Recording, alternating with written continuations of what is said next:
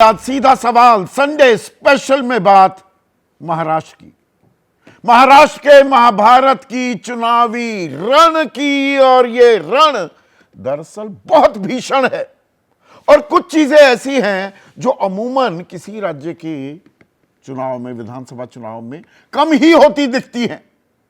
यहां मुद्दों की भरमार है, पार्टियों की भरमार है। भाई शिवसेना दो दो पार्टियों में बंट गई, असली नकली का खेल है। एनसीपी भी असली नकली के खेल से जूझ रही है, दो पार्टियों में दो फाड़ हो गई। बीजेपी है एक तरफ कांग्रेस भी है, तो 6 पार्टियां तो ये हो गई। इसके अलावा एआईएमआईएम है, समाजवादी पार्टी है। तो इस चुनाव में दरअसल संदेश क्या मिल रहा है, संकेत क्या मिल रहे हैं, मुद्दे क्या बन रहे हैं और लोगों का रुझान, झुकाव, आकर्षण किस तरफ जा रहा है, इसका विश्लेषण करना दरअसल टेढ़ी खीर साबित हो रहा है। हरियाणा में तो सबको मुंह की खानी ही पड़ी, तमाम पत्रकारों की, उसमें मैं खुद को भी शामिल करता हूं, और तमाम चुनावी विश्लेषक औंधे मुंह गिरे धड़ाम। तो ऐसे में महाराष्ट्र में दरअसल राजनीति का ऊंट किस करवट बैठा है, यह पता करना, यह पता लगाना बहुत ही मुश्किल काम है। और मुद्दे हावी हो रहे हैं क्या? मुद्दों की भरमार है। महंगाई, बेरोजगारी एक मुद्दा है, आरक्षण मुद्दा है, जातिगत जनगणना मुद्दा है, और आधी आबादी एक मुद्दा है। चेहरा भी हर पार्टी का अपना चेहरा है। अब मुख्यमंत्री का चेहरा अमित शाह की माने तो देवेंद्र की तरफ, देवेंद्र फडणवीस का इशारा किया, तो एकनाथ शिंदे कहां जाएंगे? अजित पवार खुद को कहां पाते हैं? राज ठाकरे कह रहे हैं इनको तो महाभ्रष्टाचारी कह रहे थे, अब इनके साथ क्यों घूम रही है बीजेपी? तो दूसरी तरफ उद्धव ठाकरे मुख्यमंत्री रह चुके हैं, पर कांग्रेस सबसे ज्यादा सीटों पर लड़ रही है। और शरद पवार महाराष्ट्र की राजनीति के चाणक्य, क्या अपनी बेटी के लिए राजनीतिक जमीन मजबूत करेंगे? बहुत सारे मुद्दे हैं, बहुत दिलचस्प चर्चा में करने वाला हूं, और आप अपनी राय, अपने सवाल हमें जरूर भेजिए। नया फॉर्मेट है और आप ही के सवाल सीधे सवाल के तौर पर अपने मेहमानों के सामने मैं पेश करूंगा, कार्यक्रम में सम्मिलित करूंगा। 7303622833 पर अपने सवाल भेजिए। तो आज सीधा सवाल संडे स्पेशल में बात होगी महाराष्ट्र की, महाराष्ट्र के विधानसभा चुनाव की। दोनों ही गठबंधन, वो इंडिया यानी कि महाविकास अघाड़ी हो या एनडीए महायुति, उन्होंने अपने तमाम घोड़े खोल दिए हैं। वादे इरादों की फेहरिस्त सामने पेश कर दी गई है। जातिगत समीकरण,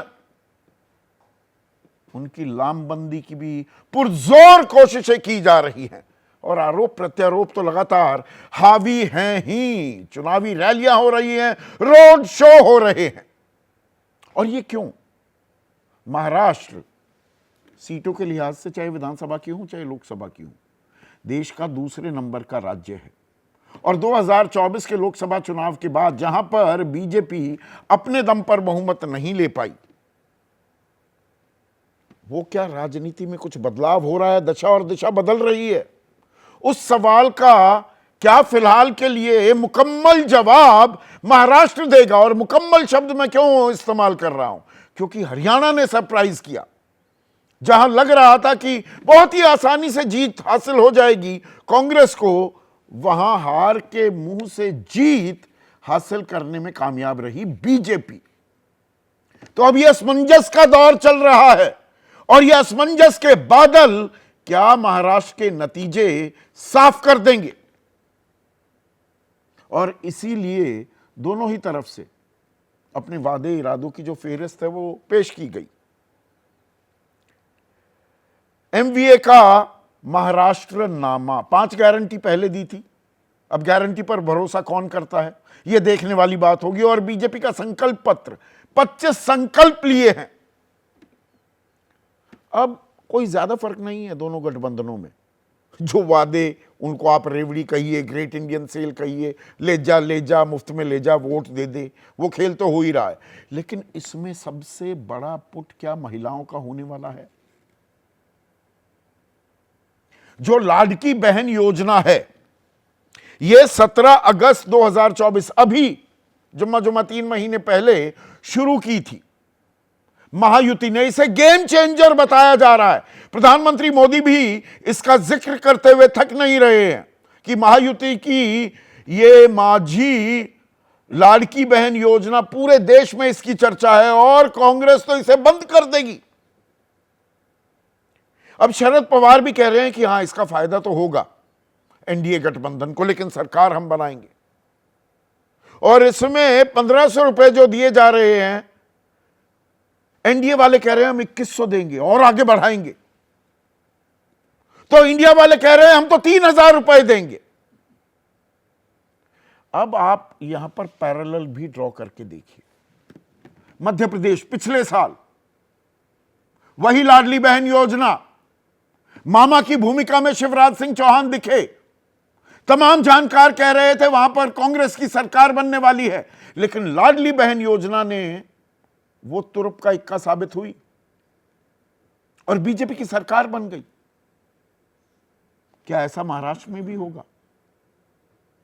लेकिन एक फैक्टर तो तय नहीं करता है।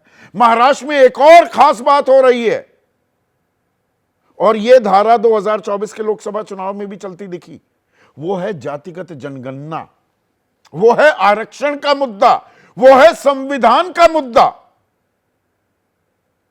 अब बटेंगे तो कटेंगे, जो 26 अगस्त से लगातार ये नारा बुलंद किया जा रहा है, योगी आदित्यनाथ, फिर प्रधानमंत्री मोदी, फिर सरसंघचालक, ये यूं ही नहीं, ये अनायास नहीं है।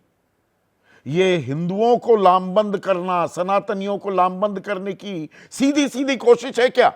और इसके पीछे बड़ी वजह 2024 के लोकसभा चुनाव के नतीजे थे क्या? क्योंकि वहां पर, अब उत्तर प्रदेश का उदाहरण लीजिए, मध्य प्रदेश का मैंने दिया, पीडीए गठबंधन बनाया अखिलेश यादव ने, पिछड़ा, दलित, आदिवासी, और 37 सीटें लेने में कामयाब रहे। डबल इंजन की सरकार डीरेल होती दिखी बीजेपी की उत्तर प्रदेश में, 62 से 33 सीटों पर सिमट गई। तो इसी का डर बीजेपी को सताए जा रहा है क्या कि भाई हिंदू बनकर अगर वोट नहीं करेगा हिंदू, वो जातियों में बट जाएगा तो हम तो गए। और यही खेल हो रहा है क्या? इसीलिए बीजेपी आरोप लगा रही है आरक्षण विरोधी हैं, ओबीसी, दलित, अरे संविधान कोरे पन्ने लेकर घूम रहे हैं, संविधान तो नीले रंग का है, लाल रंग की किताब दिखा रहे हैं, वगैरह वगैरह वगैरह। अब उसमें प्रधानमंत्री मोदी की फोटो, गृह मंत्री अमित शाह की, पूर्व राष्ट्रपति रामनाथ कोविंद की फोटो, वो सब आ चुकी हैं, लाल रंग की ही किताब दी जा रही थी। तो बीजेपी की यह रणनीति है और इंडिया वाले, उन्हें लगता है कि मराठा, दलित और मुसलमान, साथ में आदिवासी भी जोड़ दो, ये जुड़ गए तो जैसे नैया पार लगी थी, 48 में से 30 सीटें जीतने में कामयाब रहे थे लोकसभा में, वही जीत का आधार बन सकता है इस विधानसभा चुनाव।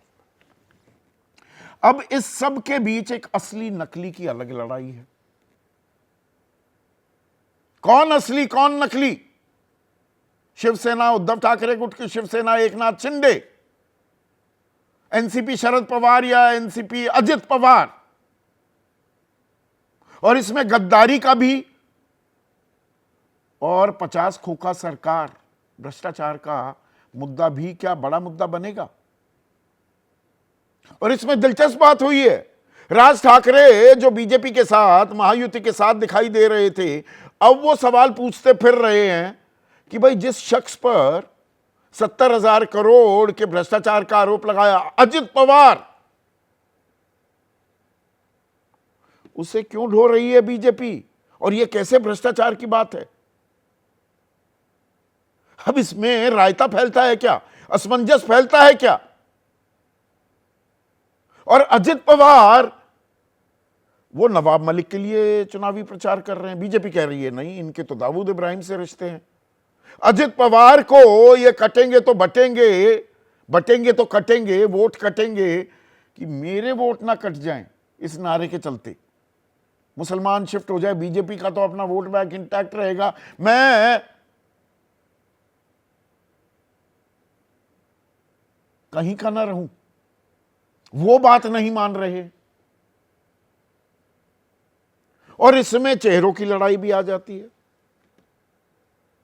एकनाथ शिंदे, उन्हें लगता है he is sitting prim and proper, उनकी तो बल्ले बल्ले है, मुख्यमंत्री उन्हें ही बनाना पड़ेगा अगर महायुति जीती तो। लेकिन अब अमित शाह ये कह रहे हैं कि बीजेपी को जिताओ, देवेंद्र फडणवीस को जिताओ, महायुति को जिताओ, देवेंद्र फडणवीस को जिताओ। चेहरा उन्हें बनाया जा रहा है क्या? और यही सवाल महाविकास अघाड़ी में भी है क्या? चेहरा उद्धव ठाकरे होंगे या दरअसल राजनीति के चाणक्य शरद पवार ने सारे पत्ते अपने हाथ में कर लिए हैं और जमीन तैयार कर रहे हैं अपनी बेटी सुप्रिया सुले के लिए? तो ये कुछ ऐसी उधेड़ बुन है, इनमें दरअसल सबसे बड़ा मुद्दा क्या होने वाला है जो चुनावी नतीजे तय करेगा। क्योंकि 18 पर रह गया हो चाहे एनडीए गठबंधन, 40 ले गया हो इंडिया, लेकिन वोटों में फर्क, वोट प्रतिशत में फर्क 0.4% का था। 43.91% वोट मिले इंडिया गठबंधन को और 43.53% वोट मिले एनडीए गठबंधन को। तो इसी पर आज हम चर्चा करने वाले हैं। ऐसे में आज का सीधा सवाल, महाराष्ट्र से क्या संदेश, किसे मिलेगा जनादेश? और महिला जाति आरक्षण तय करेंगे चुनावी रण। और आज किसी भी राजनेता को नहीं बुलाया है, वो तो ताल ठोकेंगे, हर कोई राजनेता कहेगा हम बनाने वाले हैं सरकार। तो देश के वरिष्ठतम पत्रकार और चुनावी विश्लेषक आज मेरे साथ हैं। स्टूडियो में जाने माने राजनीतिक विश्लेषक अभय दुबे, वरिष्ठ पत्रकार राकेश शुक्ला, इस पैनल में सबसे युवा आदेश रावल, जाने माने राजनीतिक विश्लेषक भी हैं, सोशल साइंटिस्ट भी हैं, प्रोफेसर बद्री नारायण, पंकज शर्मा राजनीतिक विश्लेषक हैं, लंबे समय कांग्रेस से भी जुड़े रहे हैं, वरिष्ठ पत्रकार तो हैं ही, और देश के सबसे बड़े चुनावी विश्लेषकों में से एक संजय कुमार भी इस चर्चा में जुड़ चुके हैं। तो